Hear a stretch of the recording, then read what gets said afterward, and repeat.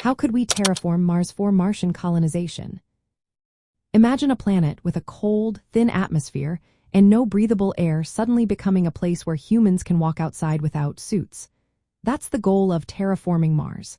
While it sounds like science fiction, scientists are exploring real methods to make this happen. The first big challenge is restoring a magnetic shield around Mars. Without a magnetic field, solar winds blow away the atmosphere and water. One idea is to place a giant magnetic shield at the Mars Lagrange point, a spot between Mars and the Sun, to protect the planet from solar radiation. This shield could help keep the atmosphere from escaping and make surface conditions safer for future settlers. Next, we need to warm up Mars and thicken its atmosphere. Currently, the planet is too cold and has a very thin layer of carbon dioxide. To change this, scientists suggest releasing greenhouse gases trapped in the soil and ice caps. These gases, like carbon dioxide and synthetic options such as chlorofluorocarbons, would trap heat and raise the temperature.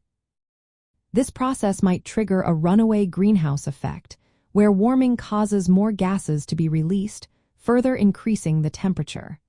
This gradual warming could create a more stable environment for life. Water is essential for life, so melting the ice deposits at the poles is another key step.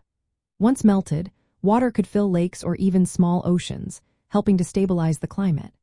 Water could also be split into oxygen and hydrogen, providing breathable air and fuel for rockets. To support human life, oxygen levels would need to be increased.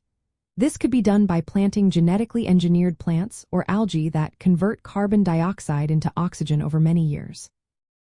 In the meantime, humans would live in domed habitats with controlled atmospheres until the planet's air becomes breathable.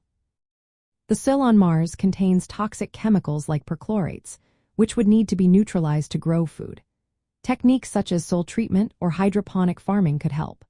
Building habitats with local materials would cut costs and reduce the need to bring supplies from Earth. Solar power would be the main energy source since Mars gets less sunlight than Earth. Designing energy-efficient buildings that use local resources would be vital for long-term sustainability.